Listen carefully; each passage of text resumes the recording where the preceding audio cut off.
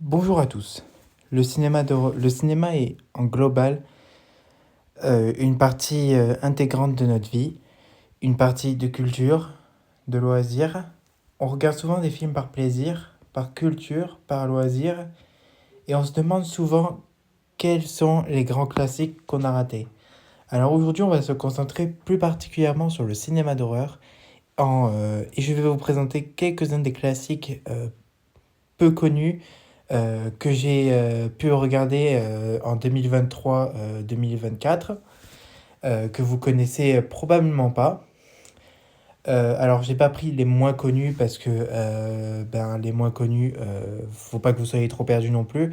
C'est fait que à partir de choses que vous connaissez certainement, mais c'est des films que vous connaissez pas. Bon, bref, nous allons voir ça. En huitième position, nous avons le film Dracula, réalisé par Michael Ironside, qui a été sorti en mars 2023. Nous suivons l'histoire tout simplement de Anna Valensing qui tente d'aider la ville où elle vit, en Transylvanie, avec son ami docteur et historien, de résoudre une vague de meurtres provoqués par des phénomènes inexpliqués. Et les phénomènes inexpliqués en question, en gros, c'est les vampires, tout simplement. Je vais essayer de ne pas rentrer tout le temps dans la globalité du film pour pas spoiler tout le film, sinon il n'y a pas d'intérêt. Alors oui, il peut y avoir de gros spoilers à un moment, donc je vous conseille de pas... De toute manière, je mettrai tous les films dans la description de la vidéo si vous voulez aller les voir, mais je vous conseille vraiment de ne pas vous attarder sur la vidéo pour pas recevoir de spoilers. Si vous vous en foutez, vous pouvez continuer à regarder la vidéo, mais si vous voulez pas être spoilé, je vous conseille vivement d'aller voir les films avant. Et bien sûr, je marquerai les plateformes dans lesquelles vous pouvez les trouver. On passe au numéro 7. Le numéro 7, c'est un film assez récent quand même, qui est sorti en novembre 2023, qui s'appelle Thanksgiving. Alors, nous suivons l'histoire de tout simplement une ville aux États-Unis. Enfin, c'est un peu logique, dans le Missouri, me semble, si je me souviens bien. Je l'ai vu qu'une fois après le film. J'aurais peut-être dû lire le résumé pour bien être sûr. Et en gros, nous suivons un soir de solde qui tourne au drame en fait. Et il y a plein de morts dans le supermarché. Des gens se bousculent pour débloquer des articles, etc. Et la ville est énormément frappée par cette tragédie. Sauf que un an après, une vague de meurtres commence et la vague de meurtres cible en particulier les gens responsables de la vague de crimes de l'année passée. Bref, voilà. Je vais pas vous raconter tout le film non plus parce que, comme je vous dis, il n'y a pas d'intérêt. Bon, bref, je vais pas me répéter sur ça. Mais voilà. Bref, nous passons au numéro 6. Le numéro 6, c'est un truc que vous connaissez sûrement. C'est fait à partir de films que vous connaissez sûrement. La trilogie d'Arthur et les Minimoys, Arthur Malédiction. Beaucoup disent que ce film est mauvais. Je les trouve un peu durs avec ce film, étant donné que j'aime beaucoup l'intrigue basée autour de ce film. Nous suivons l'histoire d'un historien qui s'appelle Matt et qui vient étudier sur la propriété où a été tourné Arthur et les Minimoys. Sauf que les études se passent mal, étant donné que la maison est hantée par justement les esprits qui occupaient les personnages du dessin animé, enfin du film dessin animé, bon bref, je sais pas. Du coup, voilà, on passe au numéro 5.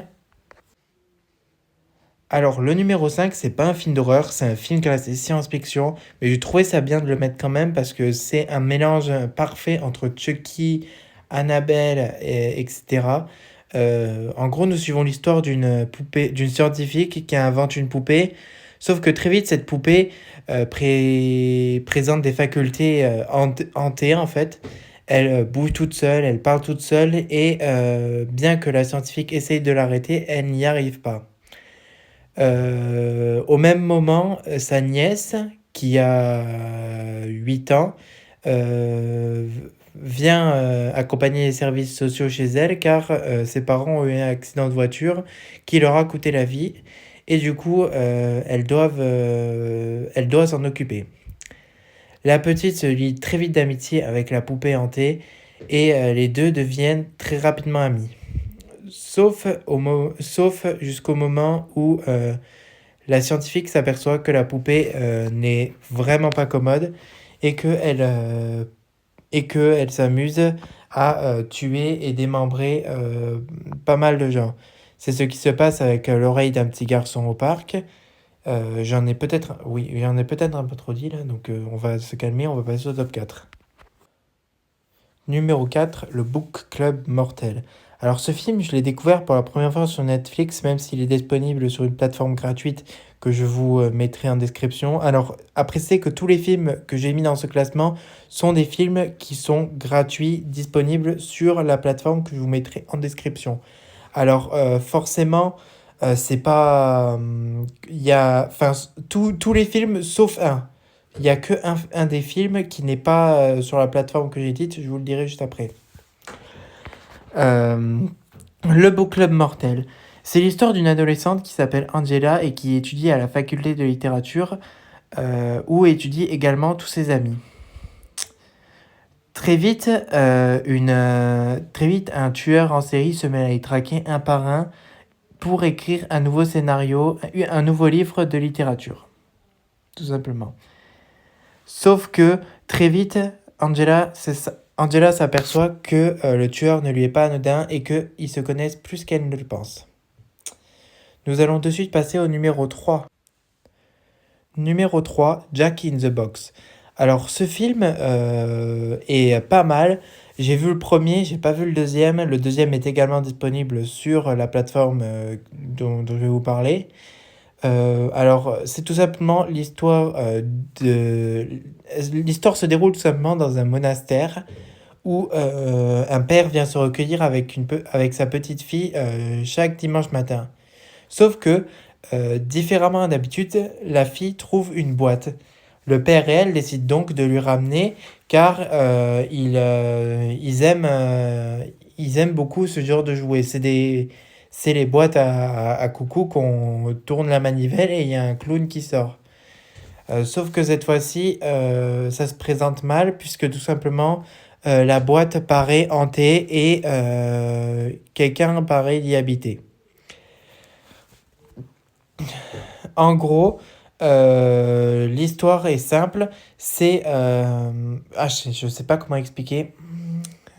Chaque siècle, Jack sort de sa boîte et doit tuer la personne qui est responsable de son enfermement pour pouvoir être libre. Bon, bien entendu, il n'y parvient pas et c'est ça qui fait le suspense du film. Voilà. Je viens de me rendre compte que c'est le seul film d'où je vous ai totalement spoilé l'intrigue et j'ai totalement foutu en l'air l'intrigue. J'en suis désolé. Mais bon, on va passer au numéro 2. Numéro 2, Fear Street, partie 1, 1994. Alors ce film se présente sous forme de trilogie, même si pour moi, très clairement, Enfin, j'ai peut-être confondu en fait. Ça, je crois que c'est le deuxième. Enfin, oui, bon, je sais pas vraiment. Bon, bref. Ce film se porte sous forme de trilogie. Et pour moi, le premier, je l'ai tout simplement adoré.